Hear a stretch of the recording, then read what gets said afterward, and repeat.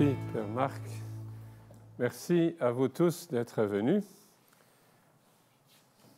avec sans doute une curiosité ou une soif ou un désir, soit de découvrir ce monde des psaumes, soit d'entrer de façon un peu plus approfondie, un peu plus à demeure dans cette cathédrale des 150 psaumes et des 5 livres du psautier, de manière à y trouver votre demeure, y trouver votre souffle, y trouver même votre bonheur. N'oubliez pas que le premier mot du psautier, c'est « heureux ». Et donc, il y a dans cette titulature du psautier un projet. Applique-toi au psautier, tu aboutiras et dans la louange, le dernier mot, et dans le bonheur, le premier mot. Peut-être que ce n'est pas notre expérience. Le vieux saint Augustin, au cours d'une de ses nombreuses homélies, dit « Psalterium meum gaudium meum ». Mon psautier, mon bonheur, ma joie. Qui a encore ce cri au fond des entrailles? Ah, au moins j'ai mon psautier. Et en m'appliquant au psaume, je retrouve l'accès à la joie, je retrouve le bonheur d'être. Le psautier m'habitant. Bien. Cette journée, je la considère de fait comme une initiation, pour beaucoup, une reprise de l'initiation déjà faite du psautier. Ce que je rencontre assez souvent, c'est des gens qui ont essayé de prier les psaumes et qui ont chaque fois décroché.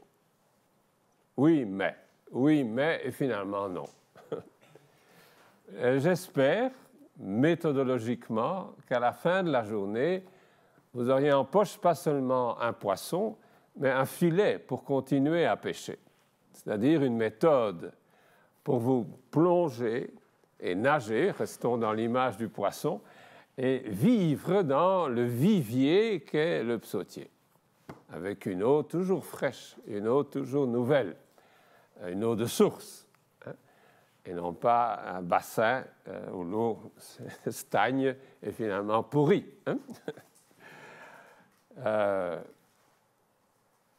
Voilà l'objectif. D'une façon un peu plus générale, parce que c'est toujours bon de se situer. Pourquoi est-ce que nous nous posons des questions en ce début du XXIe siècle autour de la pratique du psautier?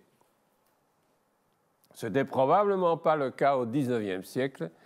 Guido Gezelle, de notre côté, le poète flamand prêtre, a un magnifique poème. Il en a même 2, mais il y en a surtout un qui est célèbre, « Mon vieux bréviaire ». Et là, il trouve, comme Augustin, sa joie, sa consolation, sa respiration. Quel est le prêtre du XXe siècle, flamand ou autre, qui a écrit un poème sur mon bréviaire, mon psautier? Il s'est passé quelque chose au cours du XXe siècle. Positivement, nous pouvons dire, c'est de tous les siècles celui qui a le plus étudié et commenté et reconstruit le manuel, le livre, avec toute sa genèse aussi, grâce aux découvertes de Qumran. On a découvert que ce psautier n'existait pas encore au IIe siècle avant Jésus-Christ comme une entité complète.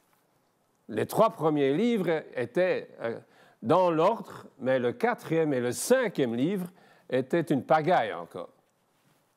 Donc, on trouve des compositions tout à fait différentes et des ordres de psaumes tout à fait différents à Qumran. Et intéressant. Donc, on a étudié tout ça. Je crois qu'on n'a pas étudié autant le psautier qu'au XXe siècle. En même temps, le siècle a commencé par un bouleversement. C'est le brave et pieux pape Pie X, qu'on appelle aussi le pape pastoral, Pie X, qui, le 11 du 11 de l'année 11, donc 3 fois 11, ça va, 11, 11, 11, vous connaissez ça, c'était pas 11 heures, même, il a introduit la réforme de la distribution des psaumes. Et en quelques semaines, quelques mois, tout le monde devait pratiquer ça. Dans un ordre assez terrible. Il avait annoncé avant les vacances, au mois de juin, juillet, que la réforme allait arriver, et chose merveilleuse, à Rome, on a travaillé pendant l'été, hein, et on a sorti un tout nouveau psautier. Et quelle était la règle? Une réforme, on a éliminé tous les doublets. Chez Saint-Benoît, il y avait 17 psaumes qu'on priait tous les jours, comme les 3 psaumes de Complis, par exemple. Ce qui veut dire qu'à la fin de quelques mois dans le monastère, moi j'ai encore connu le régime de Saint-Benoît en 1964, je connaissais 17 psaumes par cœur, parce qu'on les répétait tous les jours. Ne vous dites pas, j'ai pas de mémoire, répétez tous les jours le même psaume et vous l'aurez, même en hébreu. Donc ne croyez pas qu'il y a des langues impossibles. L'hébreu est tout aussi simple quand vous le répétez, c'est un mécanisme. C'est des successions de vocales et de consonnes. Et quand vous répétez les vocales et les consonnes dans n'importe quelle langue, vous le répétez tous les soirs, vous êtes sûr que dans les 3 mois, vous allez sortir ça comme un chapelet, ça sort tout seul. Tous ceux qui protestent, qui n'ont plus de mémoire, la mémoire est aussi quelque chose de mécanique. Hein? Et c'est très important pour la prière. Quoi qu'il en soit, on a éliminé tous les doublets et on a donc rationalisé. Par exemple, les 3 psaumes 148, 149, 150 étaient priés comme un seul psaume, sous un gloria. Et ça pendant des siècles. Pendant des siècles, avant le christianisme, dans le rabbinisme, c'était déjà les 3 psaumes qu'on priait en finale de la prière du matin. Nous avons cassé ça en 1911. Et on le retrouve quasiment plus nulle part. C'est très rare dans un monastère un peu vieille souche, disons, où on les retrouve encore tous les 3, tous les matins. Hein? Donc on a bousculé sérieusement le psautier le 11 novembre 1911 par un décret qui venait du pape Pie X. Le grand liturgiste de l'époque, un certain Batifol, a dit « enfin » et, espérons-le, une réforme définitive. Il n'y a rien qui a été moins définitif que cette réforme-là, entre parenthèses. On a pourtant mis 4 siècles avant d'obtenir un nouveau résultat. Il y a eu des tentatives au XVIe, au XVIIe, au XVIIIe siècle pour réformer ce psautier perçu comme ou trop monotone, parce que c'est tout le temps la même chose, ou trop lourd. Trop. Bon, réduisons. Alors, depuis ce jour-là, on s'est mis à chipoter. Non seulement dans l'ordre des psaumes, mais même dans la traduction. On trouvait que cette vieille traduction de la Vulgate, qui était déjà un compromis, ce n'était pas vraiment une nouvelle traduction, comme Jérôme l'avait lui-même espéré. Et donc, on a travaillé sur une nouvelle traduction dans un latin impeccable cicéronien. J'ai connu ce psautier quand j'ai commencé mes études chez les jésuites à Anvers. J'avais trouvé ça, je devais prier les psaumes tout seul. Et j'avais trouvé ça dans la bibliothèque, la traduction cicéronienne du psautier avec une traduction flamande à côté. C'était évidemment abominable parce que à des kilomètres de la langue et du langage et de la mémoire des pères de l'Église. Alors, on a mis en place une espèce de néo-vulgate où on tient compte d'une traduction qui va au-delà de la vieille vulgate et respecte mieux l'hébreu que la vieille vulgate, hein, et en même temps la richesse de la langue des pères de l'Église, parce que tous les pères de l'Église citent les psaumes dans la vulgate. Alors si vous changez ça, vous ne retrouvez plus dans votre lecture des pères de l'Église l'écho du psautier. Et donc ça a été un compromis assez... J'ai connu le père Gribaumont, hein, un bénédictin belge de Clairvaux, hein, qui a travaillé avec une énorme patience dans une commission pour mettre au point cette néo-vulgate qui alors s'est étendue d'ailleurs à l'ensemble de la Bible. Alors on s'est mis, avec autorisation d'en haut, à traduire le psautier. Et ça a été une révolution. Avant même que nous ayons un psautier en français, nos missionnaires en Afrique avaient un psautier en français. le psautier du Katanga, notre confrère, un autre psautier au Burkina Faso, etc., de la steppe. Hein? Bon. Tout ça avant le concile. Hein? Puis est arrivé le concile, et il fallait aussi, dans la réforme liturgique, revoir ce psautier, qui était un espèce de chantier ouvert. On espérait un peu, enfin, normaliser les choses. Hein? Pendant bien des années, on a été ad libitum, ad experimentum, c'était les expressions qu'on employait, et chaque monastère faisait un peu comme il voulait. Si vous allez en France et vous faites 5 monastères, vous avez 5 psautiers différents garantis, hein, avec des antiennes, encore une fois, différentes.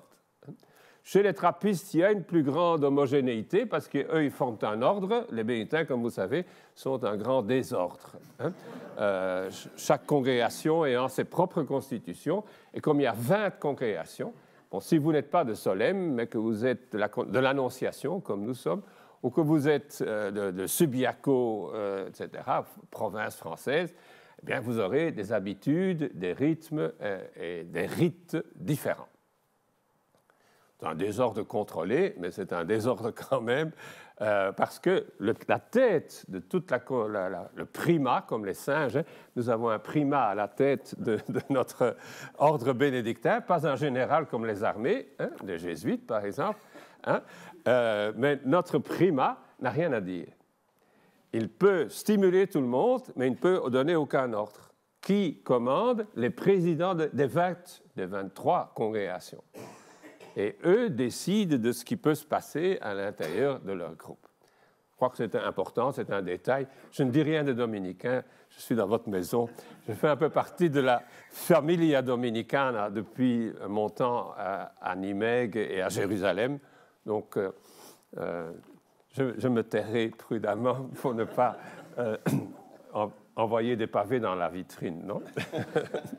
Ceci dit, petite parenthèse, qu'est-ce qui s'est passé au Concile? C'est assez important. Donc, ce sont des exégètes et des liturgistes qui, ensemble, ont réfléchi à offrir un psautier fruit du Concile. Il s'est passé au moins 3 choses. La première chose, c'est qu'on a dû dépasser un dilemme. On voulait 2 psautiers au départ. Pour les prêtres, le bréviaire, pour les moines, les religieux, et puis pour les laïcs. Et ce dualisme, dans un concile qui voulait revaloriser les laïcs, on l'a abandonné. Et donc on a cherché un compromis. Et on a donc un module sur 4 semaines. Saint Benoît avait donné comme règle générale maintenez la semaine pour un psautier. Nos pères faisaient un psautier par nuit. Faisons-nous au moins un psautier, nous les faibles, les incapables. Saint Benoît, comme ça, des réflexes de temps en temps, d'un certain pessimisme culturel. Il arrive au bout de toute une évolution. Ben, faisons quand même un minimum un psautier par semaine. Mais ce schéma-là avait été maintenu par Pie X et est désormais abandonné. On a un psautier sur 4 semaines, ça veut dire un psautier par mois. Ce n'est pas sans antécédent. L'Église anglicane a un psautier par mois et les jours du mois reçoivent le menu. Donc le premier jour du mois, c'est 3 psaumes le matin et 3 psaumes le soir. Donc 1, 2, 3, 4, 5, 6. Et puis, le deuxième jour du mois, c'est 7, 8, 9, 10, 11, 12. Et comme ça, on passe en 30 jours les 150 psaumes. Il faut à peu près 5 à 6 psaumes par jour pour arriver au bout. Et ça a une certaine stabilité.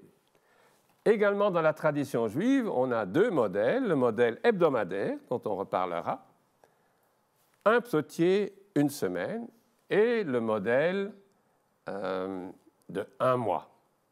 Chaque jour ayant sa portion, un peu parallèle au modèle anglican.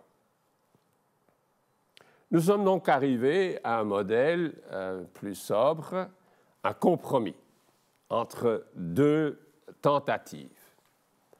En même temps, on a enrichi ce psautier d'antiennes et de versets patristiques, qui fait que ce n'est pas seulement un psautier, c'est une corde qui est sur une harpe de la tradition, par les antiennes, et on varie les antiennes selon les temps liturgiques.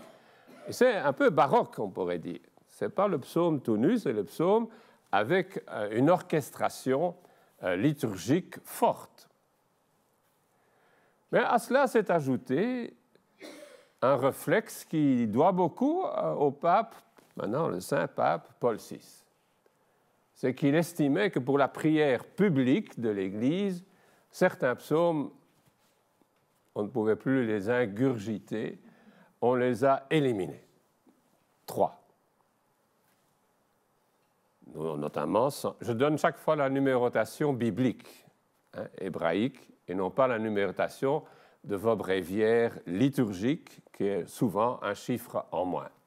Je prends donc la numérotation qu'il y a dans la Bible, c'est celle que j'ai dans ma mémoire. Si je dois chaque fois changer, je suis déjà un peu vieux et moins souple pour faire ce petit changement. Donc, excusez-moi. Et ne dites pas, mais ce n'est pas mon psaume. Non, non, c'est le psaume, regardez bien, il y a toujours 2 numéros, et c'est le numéro le plus élevé qui vient de la Bible. Pour les 8 premiers psaumes, il n'y a pas de problème. C'est à partir du psaume 9 et 10 que commence la schizophrénie, la séparation des choses. Mais donc, 3 psaumes ont été éliminés, notamment le psaume 109. J'ai pu écrire un commentaire entier des 150 psaumes, j'ai mis quelques années pour le faire. Quand je suis arrivé au psaume 109, j'ai été voir aussi ce que les pères disent de ce psaume. Et c'est un psaume qui est aimé autant que le psaume 22. Le psaume 22 est le psaume que Jésus prit sur la croix. Et tout le récit de la Passion, il le retrouve aussi dans le psaume 109. Et je m'interroge, mais qu'est-ce qui s'est passé avec notre herméneutique à nous, comparée à celle des pères, que nous n'arrivons plus à prier cela?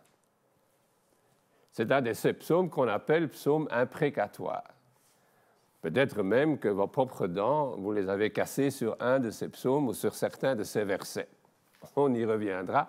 Il y a une manière un peu plus intelligente que de se casser les dents pour continuer de lire ces prières-là également. Mais ici, il y a quelque chose de remarquable. Nous avons des coupures dans notre herméneutique, dans notre transmission, tradition. Les pères de l'Église lisent ça et commentent ça abondamment. Ils ne sautent aucun verset de manière à ce que ce psautier, disons, est valorisé. C'est le Christ qui prie et c'est nous qui le prions pour le Christ quand nous prenons ce psautier. Et donc, il s'est passé des choses. Et c'est le pape Paul VI qui a régulièrement introduit des clausules parce qu'il y a une difficulté psychologique. Dans l'Église aujourd'hui, les moines continuent de prier tous les psaumes, dans tous les monastères. Ils ne sont pas liés à ce nouveau schéma et ils ont souvent un psautier sur 15 jours et dans certaines communautés encore un psautier sur 1 semaine. C'est étonnant. Mais le plus souvent, c'est sur 15 jours. Nous avons une solution chez nous assez compliquée puisque pour certains psaumes, on a tous les jours de la semaine le même menu, pour certaines heures, les laudes par exemple, tandis que les vêpres, c'est sur 15 jours, et l'office de lecture, c'est sur 4 semaines. Pour la mémoire, ça a une vraie conséquence. Tout ce que vous priez chaque semaine, vous arriverez à le mémoriser. Tout ce que vous priez tous les 15 jours, toutes les 3 semaines ou toutes les 4 semaines, vous n'arriverez pas à les mémoriser. C'est une assez étrange constatation. Donc, de nouveau, c'est une recommandation intéressante, c'est que plus je vais répéter un psaume et même une expression, plus elle va se loger au fond de moi. Or, pour reprendre l'image du poisson, quand vous avez bien mémorisé, le psaume va vivre en vous comme un poisson. Et comme un dauphin, de temps en temps, il va sortir de l'eau, indépendamment de votre conscient ou inconscient. Et donc, ne méprisez pas l'exercice de mémorisation. J'arriverai en fin de matinée avec quelques règles. Mais ne méprisez pas la mémorisation. Elle est fondamentale pour prier les psaumes. On peut même tenir comme règle, le psautier doit être connu par cœur, de mémoire, pour pouvoir être bien prié. Et donc, tant que vous n'avez pas suffisamment, disons, assimilé les structures, les enchaînements, les arcs qui traversent le psautier, vous allez toujours rester un étranger dans la maison du psautier. Et le but de cette rencontre, c'est que vous deveniez à demeure dans le psautier.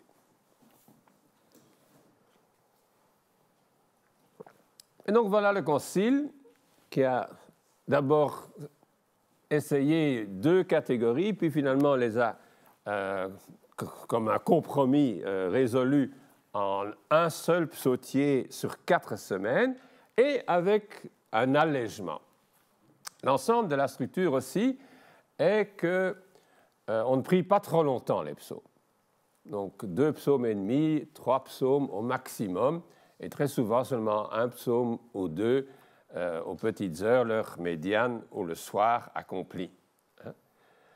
Donc un menu très très réduit. Ce qui peut arriver que je prie mon bréviaire et je suis déjà à l'autre bout, je ne suis pas encore arrivé à prier. C'est qu'il y a une certaine distance entre ce que je vis et ce que je lis. Et pour entrer dedans, il faut se frotter un certain temps. Et ça va tellement vite que je suis déjà à l'autre bout de la psalmodie et que commencent les lectures et les prières, et je n'ai pas encore rejoint le flot qui traverse la psalmodie. La structure est pourtant intéressante, c'est qu'on commence généralement dans la lamentation, le premier psaume, et qu'on débouche toujours sur la louange, le dernier psaume. Il y a des petits arcs dans chaque office. On va y revenir. Mais c'est un menu extrêmement réduit. Or, la psalmodie a besoin d'un certain temps, d'une certaine quantité pour arriver à la qualité. C'est mon confrère Pierre de Béthune qui disait ça. C'est bien la qualité, mais sans un minimum de quantité, on n'arrive pas à la qualité. Donc une certaine persévérance, une certaine durée est indispensable. Je comparerais ça, pour votre vie de prière, à la pompe d'autrefois. Disons, au milieu de la ferme, il y a une pompe à eau comme ça, et bon, il faut pomper. Mais l'eau est à 12 mètres ou à 7 mètres de profondeur. Et il faut donc d'abord sucer l'air. Bon, on pompe et il n'y a rien. Et puis, brusquement, l'eau arrive, et alors on suit le courant d'eau. Mais c'est une expérience que je fais souvent avec les psaumes. J'en ai besoin de plusieurs avant d'être à flot, avant de sentir la poussée qui vient de l'eau, qui monte jusque dans la pompe. Et à ce moment-là, il ne faut pas pomper trop fort, on ferait sauter la pompe. Il faut suivre le courant d'eau, la pression qui vient d'en bas et qui nourrit à ce moment-là comme une source la pompe. Eh bien, quand un psautier est un peu trop ramassé, on est à l'autre bout avant de le savoir. Et ça, ce n'est pas idéal. Mais voilà, notre menu rationalisé et en même temps orné, un peu baroque, disons, est sorti du concile. Une des choses typiques de cette sortie du concile, c'est qu'on était encore sous l'exégèse du psautier comme un amalgame de différentes formes de prière. Ce qu'on a appelé la Formgeschichte, l'étude des formes, avec des psautiers de procession, des psautiers de louange, des psautiers du règne, des psautiers d'action de grâce, des hymnes. On a tout distingué quant aux formes et on a respecté ça comme une loi et on a réaménagé le psautier au petit bonheur. Moi, je dis au petit bonheur, eux diraient non, non, tout ça est très, très réfléchi. Et tous les psaumes un peu longs, on les a relégués à l'office des lectures. hein. Donc on les a sortis de leur cadre et on les attrape alors un peu comme une indigestion à l'office de lecture. Alors que dans le psautier, ils font partie d'une dynamique. Bien, tout ça a été, cette architecture propre au psautier a quasiment disparu de notre vie de prière aujourd'hui. Alors que chez Saint Benoît, c'était respecté pour les nuits et c'était respecté même pour les petites heures dans le jour. Et donc, on parcourt finalement chez Saint Benoît une montée du psaume 1 jusqu'au psaume 150 hein, à travers la semaine. C'est une montée pascale vers le dimanche. Et le dimanche est le point d'aboutissement et en même temps aussi le point où certaines séries commencent. Hein? Bien. Tout ça est un peu désarticulé dans le psautier actuel. Donc, ce sont des transformations pas banales, mais qui étaient déjà le cas avec Pie X. Hein, il avait lui aussi abandonné les grands arcs de la psalmodie telle qu'elle était transmise par Saint Benoît. Ce qui est curieux, c'est que Benoît disait « Attention, je tiens à ce qu'on garde le psautier par semaine. Pour la disposition, vous pouvez faire ce que vous voulez. » Pendant 20 siècles, on n'a rien changé à la disposition. Et le jour où on a commencé à changer la disposition, on a abandonné la semaine. Et on est entré dans un psautier de 4 semaines ou de 15 jours, etc. Donc, voilà. Tout à l'heure, je tâcherai de montrer qu'il y a peut-être moyen encore de revenir à ce qui est plus essentiel. C'est que l'exégèse récente, 25 ans, peut-être 30 ans, mais d'abord quelques solistes, et puis maintenant, c'est un effet de chœur avec H. Hein?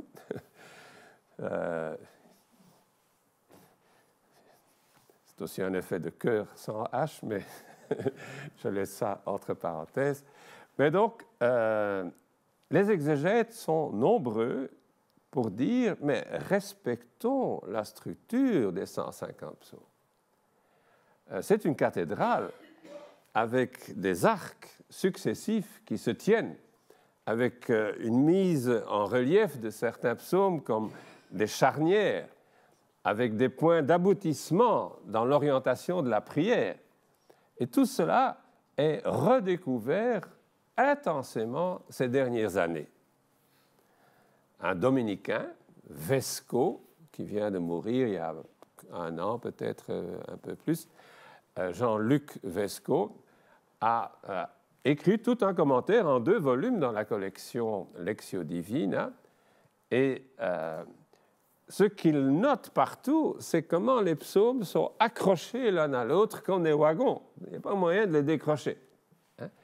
La finale d'un psaume évoque déjà le début d'un nouveau psaume. Le vocabulaire en finale et le vocabulaire au début est le même, ou bien le vocabulaire en finale de l'un et le vocabulaire en finale de l'autre sont complètement symétriques, ce qui fait qu'il faut lire les 2 psaumes comme des psaumes jumeaux et il faut les tenir ensemble. Le message venant de leur juxtaposition ou souvent de leur répondant. Donc, si vous terminez sur un psaume qui est une crise, lisez le suivant. Il va répondre à la crise. Et donc, heureux ceux qui lisent les psaumes l'un après l'autre, ils entrent dans une logique, ils entrent dans une concaténation construite depuis toujours. Déjà, les pères de l'Église, qui étaient habitués à lire le psaume de 1 à 150, et pas de façon ontologique comme ça, on fait un petit choix, hein, ils priaient, ils s'interrogeaient. Quelle est l'akoloutia, disait-il en grec, le suivi, la séquence logique, ou la logique de séquence hein, de ces 150 psaumes. Pour eux, c'était une énigme, et aujourd'hui, je crois, dans ces 20 dernières années, on voit de plus en plus clair comment les arcs sont composés, comment certains psaumes sont à l'articulation de 2 arcs et sont un peu, disons, la clé de voûte ou le pont qui va permettre de conclure une série et d'ouvrir une autre. Vous connaissez les psaumes des montées, c'est un petit bréviaire dans le grand psautier de 120 à 134. C'est 15 psaumes. Et on verra que c'est admirablement bien composé. Et ces 15 psaumes arrivent en finale, donc de 134. Il reste 16 psaumes pour la finale. Qu'est-ce qu'on a fait? On a pris un nouvel arc de 15 psaumes avec en tête le grand Hallel, 136. Et on termine sur le Hallel final, les 5 derniers psaumes. Et juste entre les deux, 15 et 15, on a le psaume 135. Si vous le lisez attentivement, il reprend des thèmes des 15 psaumes antérieurs et il annonce le Hallel qui va suivre et l'arc qui va de 136 à 150. Et donc, les éditeurs de psautiers ont à un moment donné demandé à un poète, vas-y, fais-nous la charnière entre ces deux et comme ça on arrivera à 150. Ce qui a été fait.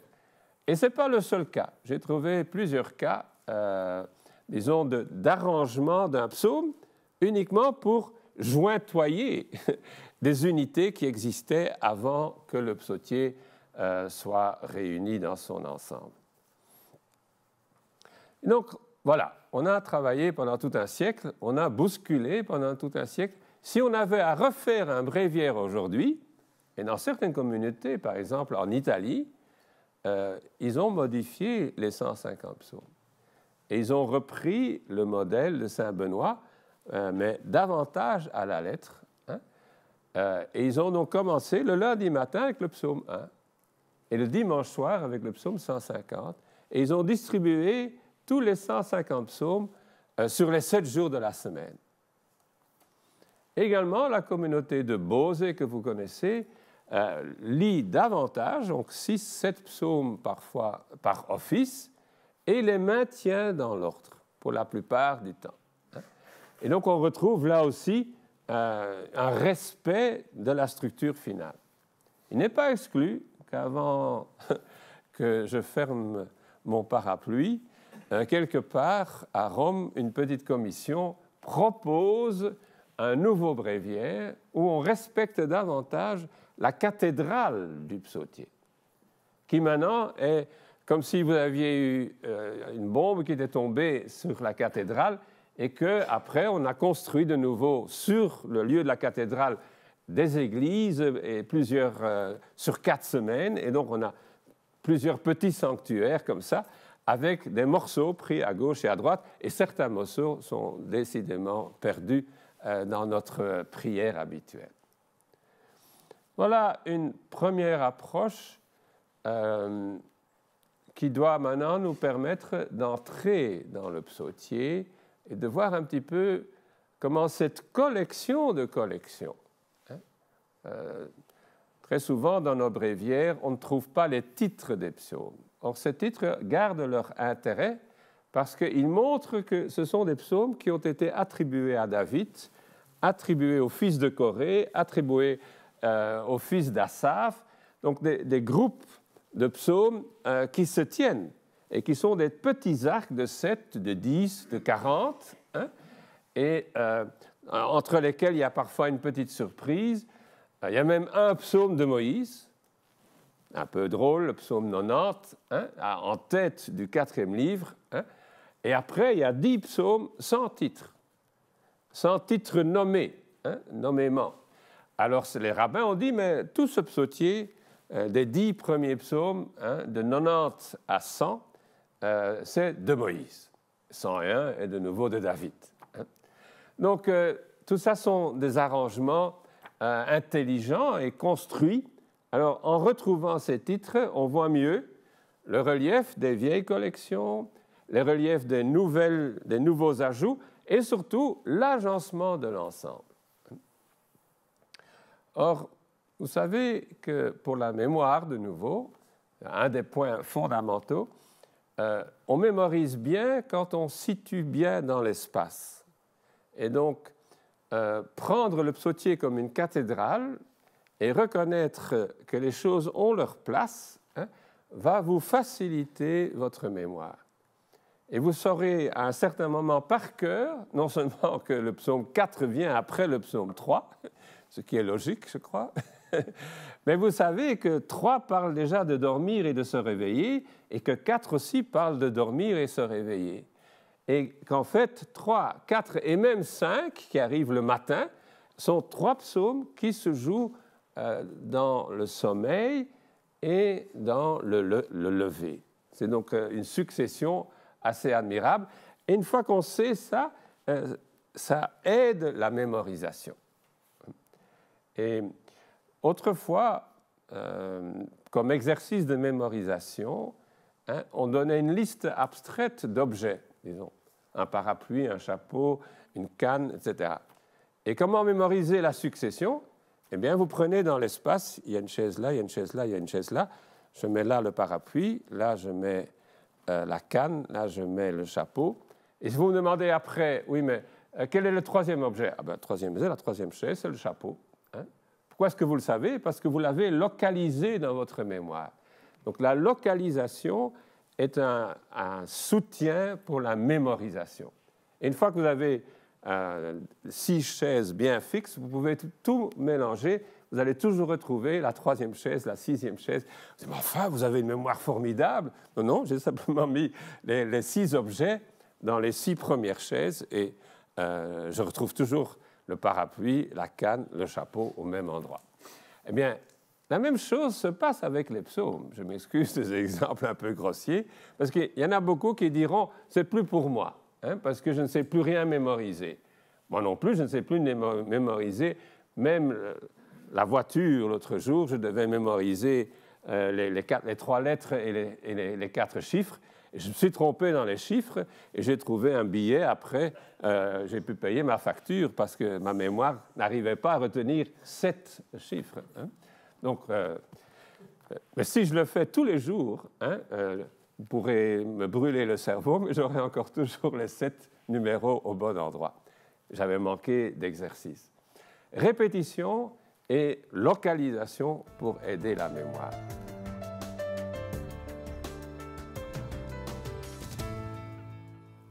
Donc le psautier existe dans la Bible.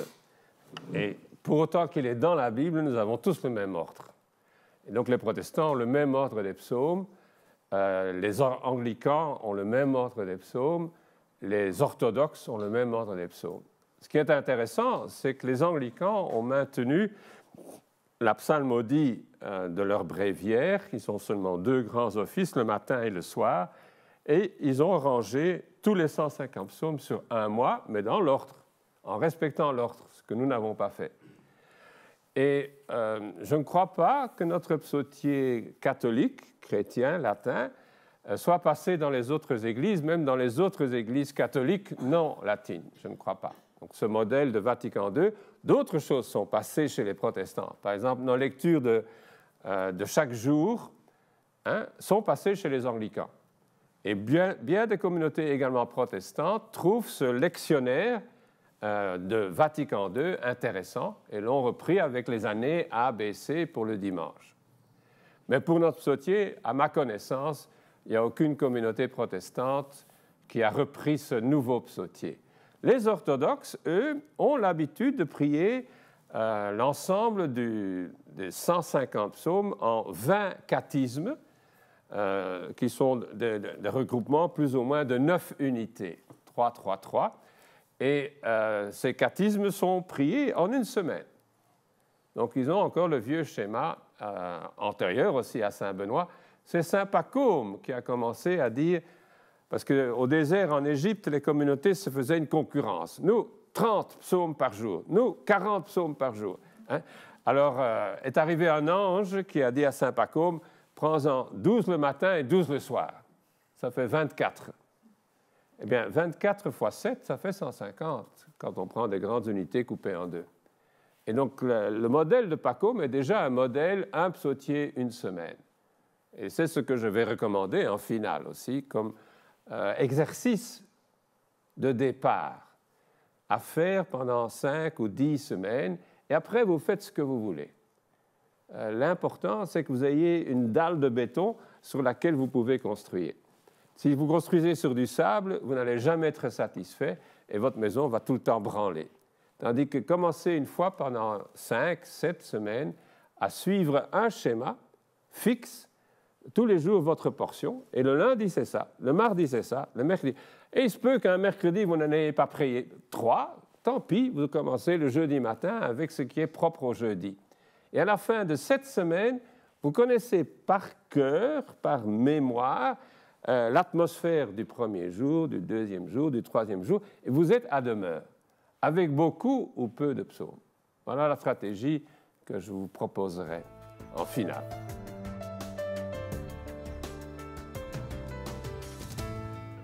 La genèse du psautier, déjà la formule, c'est une collection de collections, montre qu'il y a des couches. Et certains de ces regroupements viennent du nord, d'Asaph et de Corée, et ont été inscrits dans le temple de Jérusalem avant la destruction du temple, c'est-à-dire au 7e, 8e siècle avant Jésus-Christ. Les tribus du nord sont venues et se sont alliées avec les tribus du sud, avec leurs chantres et leur répertoire. Est-ce qu'il y a un psaume dont on peut dire « Ah, ça c'est vraiment du David » Je ne le crois pas. En même temps, on a des psaumes, par exemple le psaume 29, où il est question de la voix d'Adonai. La voix d'Adonai, 7 fois la voix d'Adonai. Psaume 29, beaucoup d'exégètes disent « Non, non, à l'origine c'était la voix de Baal ». Car Baal est le dieu du tonnerre, et le dieu qui va déverser ses pluies et donner la fertilité à la terre. Et qu'est-ce qu'on a fait? On a yavisé le psaume de Baal. Mais Baal, c'est une liturgie du XIVe siècle avant Jésus-Christ. Donc, il y a des psaumes anciens, antérieurs à David. David, c'est l'an 1000, c'est facile. Et donc, probablement que certaines prières peuvent remonter à David. La chose est ceci, c'est que les éditeurs ont voulu reprojeter les psaumes dans la vie de David. Et donc, il y a souvent les circonstances. Psaume 51, c'est Nathan qui entre chez lui alors que lui était entré chez Bethsabée. Le même verbe « entrer » dans deux sens assez différents. Et donc, c'est David qui prend conscience de son péché. C'est le fameux psaume « miserere ». Eh bien, voilà, on a situé ce « miserere » avec des expressions dont nous voyons qu'il remonte à Ézéchiel. Donc, c'est un psaume tardif, mais projeté dans la bouche de David. Et l'exégèse même rabbinique est souvent ceci, comment établir un lien avec le vécu de David et ce qui est thématisé dans le psaume. Alors que nous allons faire autre chose, nous allons comment oublier un peu David et découvrir que tout est applicable à une phase de la vie de Jésus. C'est notre droit herméneutique de relire le psautier. Mais donc, en soi, on peut établir pour certains psaumes qu'ils sont du XIe siècle, qu'ils sont du IXe siècle, qu'ils sont du moment de l'exil. Il y a l'expérience de l'exil qui est reflétée. Il y a des tribus du Nord seulement qui sont invoquées, psaume 80 ou 79, Benjamin, Manassé et Ephraïm. Bon, Juda et Jérusalem ne jouent aucun rôle dans ce psaume. C'est un psaume du royaume du Nord. Et donc, le royaume du Nord s'effondre en 722. Et donc, on a là un vieux psaume qui remonte au 8e siècle et qui est conservé dans notre psautier. Certains psaumes, d'après les exégètes, mais c'est aussi toujours de l'hypothèse, c'est par exemple le psaume 149, qui est le dernier psaume. 150 est à peine un psaume, c'est une doxologie. Mais 149, les gens disent, ce sont les Maccabées qui prient ici. Les pieux Maccabées. Il est certain que c'est la mentalité après l'exil et reflétée notamment dans le Trito Isaïe. Donc on peut établir des liens. Par exemple, Jérémie a un rôle énorme sur le psautier. Ce matin, on avait un texte de Jérémie et suivi du psaume 7. Qu'est-ce que le texte de Jérémie a en commun avec le psaume 7 ? Bien, toi qui scrutes les reins et les cœurs. C'est une expression typique de Jérémie et on le retrouve dans le psaume 7. Et donc voilà l'influence de Jérémie sur le psautier. Il y a un livre entier de Gelin ou de je ne sais plus qui, Jérémie et le psautier, tellement il a eu son impact. Il ne faut pas oublier que le plus grand poète au niveau poétique, beauté des expressions et associations, c'est Jérémie. Et là, marqué également les poètes qui prient dans le temple. La seule chose qu'il faut retenir en finale, c'est que le psautier n'est plus un livre de prière chorale du temple. Il a été complètement décroché. La structure même des 150 psaumes est faite pour les pieux qui se réunissent en dehors du temple et qui méditent la Torah jour et nuit à travers les psaumes. Et donc c'est un livre de piété populaire pour tout le monde, connu de mémoire pour la plupart.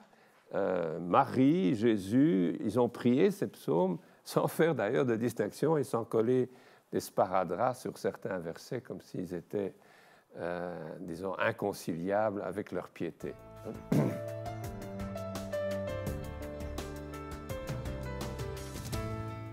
Il y a même des psaumes où on n'est pas tout à fait sûr de ce qui se trouvait en hébreu parce que le sens est obscur.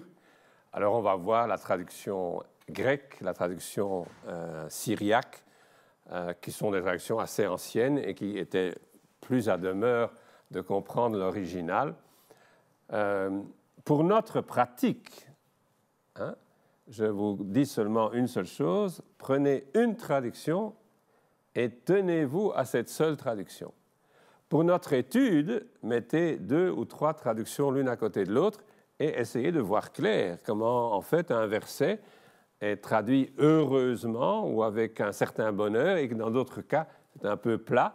Et parfois, vous allez voir, oui, ici, il y a une trouvaille intéressante à partir des variantes. La première grande traduction est la grecque, et qui est régulièrement différente de l'original. Or, nos pères de l'Église et tout le Nouveau Testament s'appuient sur le psautier tout le temps. C'est le livre le plus souvent cité, mais jamais sur l'hébreu. Toujours sur le grec. Et nous n'avons pas de traduction de ce grec en français de façon courante. Ça existe pour le psautier. Mais et en flamand aussi, ça existe pour le psautier. Mais la traduction du grec, et non pas de l'hébreu. Et si nous voulons comprendre le Nouveau Testament, nous devrions nous remettre à pratiquer attentivement le grec plutôt que l'hébreu. Bien sûr, Saint Jérôme et tous les grands fondamentalistes de la vérité hébraïque, veritas hebraica, vont protester. Mais en fait, pour les pères de l'Église, par exemple, et également cette première traduction faite par des Juifs, ce ne sont pas des chrétiens qui ont traduit de l'hébreu au grec, ce sont des Juifs qui ont traduit et qui en ont fait une espèce de targum, ils en ont fait une espèce de traduction explicative. C'est ça, un targum, c'est traduire et rendre plus clair ce qui était obscur. Et donc, ce texte-là est considéré également comme inspiré, et pas seulement le texte hébraïque qui est le texte souche. En réalité, il faut travailler avec les deux. Moi, je travaille maintenant à une nouvelle traduction du psautier liturgique. Donc, pour le dimanche, c'est un point de départ. On est une petite équipe de 3. On a devant nous la traduction d'un dominicain flamand. Comment est-ce qu'il s'appelle ? Flamand hollandais, donc... Non, justement pas Van der Ploeg, mais l'autre... Bronkhorst. Oui. Rollenberg n'a pas fait de traduction du psautier à ma connaissance. Mais donc c'est Rollenberg qui a fait une traduction liturgique en cadence, comme ça, agréable, mais s'appuyant souvent plus sur le latin et le grec que sur l'hébreu. Eh bien, nous, on relit à 3 et on tient compte de l'hébreu plus que des traductions, sauf si la traduction latine cache ou révèle quelque chose d'intéressant au point de vue spirituel. Alors, on va essayer de respecter ça parce qu'on veut respecter Bronkhorst aussi. On ne veut pas faire une nouvelle traduction, on veut suivre Bronkhorst, mais là où il est un peu trop libre, on le remet un peu au bon diapason des règles de traduction. C'est un travail passionnant, mais voilà, on a un œil qui louche vers le texte hébreu, un œil qui louche vers la réussite linguistique flamande, et puis entre les deux, il y a les traductions latines et grecques qui sont parfois heureuses. Alors, valorisons ce que la tradition nous a donné comme traduction enrichissante. Et nous nous faisons encore corriger derrière notre dos par une instance supérieure qui veut que ce soit plus près de Bronkhorst. Et donc c'est un travail, une gymnastique. Mais on apprend tellement de choses en serrant de près un texte, c'est invraisemblable. Par exemple, ce qui est bien dit en hébreu comme un parallélisme strict comme ça, peut être pour des choix de traducteurs retraduit de façon où on ne retrouve plus ce parallélisme. Alors nous trouvons, reprenons ce parallélisme. Il a sa force. Eh bien, ça sont des bêtises formelles, disons. Hein. Le contenu est respecté, mais nous, on est avertis quand même. Voilà, ça c'est un parallélisme synthétique, il faut qu'on le retrouve dans notre traduction. Ça c'est un parallélisme synonymique, il faut qu'on le retrouve. Hein. Ça c'est une antithèse, il faut que cette antithèse sorte. Hein. Et donc, nous avons découvert ça dans l'analyse littéraire récemment, quand Bronkhorst traduisait, il traduisait surtout à partir du latin et du grec. Et donc, le grec n'a pas toujours respecté cette structure littéraire première. Hein. Je prends un exemple sensible, c'est le nom de Dieu. Hein. Donc, certains de ces traducteurs mettent Dieu ou Seigneur comme si c'était la même chose. Mais pour un hébreu, ce n'est pas la même chose. Dieu, c'est celui qui juge. Le tétragramme, c'est celui qui arrive avec miséricorde. Et si vous mêlez ça, vous bousculez tout. Et pour nous chrétiens, Dieu c'est Dieu le Père. Seigneur, c'est le Christ. Si tu mêles ça, tu ne sais non plus retrouver le Christ. Parfois, dans un poème, il y a exactement 10 fois Adonai. Mais je ne les retrouve pas tous les 10 dans la traduction de Bronkhorst. Je me dis, mais et pourquoi tu ne sais pas respecter ça? Parce que c'est une force. Même pour des raisons rythmiques et pour des raisons de cadence, je trouvais que 2 fois Seigneur, c'était de trop dans le même verset. Je l'ai blackboulé. Bon, peut-être que c'est ça qu'il a pensé. Hein? Eh bien, nous le réintroduisons. Hein? Et le nom est pour moi un point extrêmement sensible. Extrêmement sensible.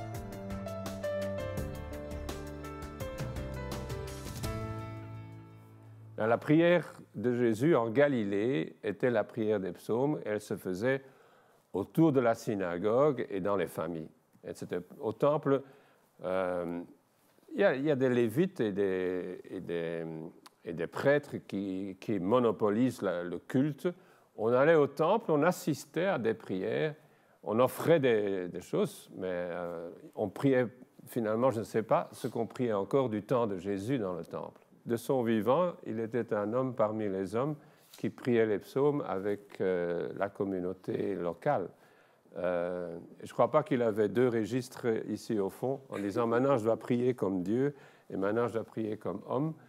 Nous, dans notre relecture, nous pouvons, c'est une des clés que les pères de l'Église ont essayé de mettre en tête de chaque psaume, c'est Saint-Hilaire qui a commencé avec ça. Dans quel masque, dans quelle persona est-ce que tu vas le prier? C'est un psaume communautaire, tu peux le prier comme l'Église. L'Église qui souffre, l'Église qui fait un deuil, l'Église qui triomphe, ce sont des possibilités pour ce psaume-là. Dans d'autres cas, ils diront, c'est ici le Christ qui est tête de l'Église, qui prie, mais il est aussi à l'intérieur du corps de l'Église et il prie dans les 2 sens, hein, comme Dieu dans la tête de l'Église et comme homme dans les membres de l'Église. Hein. Et ça sont des clés herméneutiques que nous avons appris et qu'on retrouve jusque dans, par exemple, un des psautiers anciens, et même le dernier psautier écuménique, a des prières en finale de chaque psaume. Et parfois, c'est adressé au Christ, parfois, c'est adressé au Père. Le Christ t'a dit ceci, et nous, on se joint à lui pour dire ce que le psaume a dit. Hein. Il y a une grande liberté herméneutique dans la tradition, et nous devons retrouver ça. Cette liberté. Les rabbins déjà disaient, le texte n'est toujours qu'une corde. Et pour la jouer, il faut la tradition, il faut la harpe. Alors, tendre la corde sur la harpe, c'est la tendre sur la tradition. Et une des premières traditions, c'est tout cet arc de 150 psaumes où les psaumes sont en fait articulés et en gymnastique et en dialogue les uns avec les autres. Mais une deuxième chose, c'est par exemple liturgique. Je prie ça le matin, dans la prière du matin de l'Église. Ce psaume entre déjà avec une nouvelle connotation. Je le prie pendant le temps de Pâques. Le matin, c'est la résurrection. Et je le prie dans une atmosphère résurrectionnelle. Et les antiennes vont souligner cela.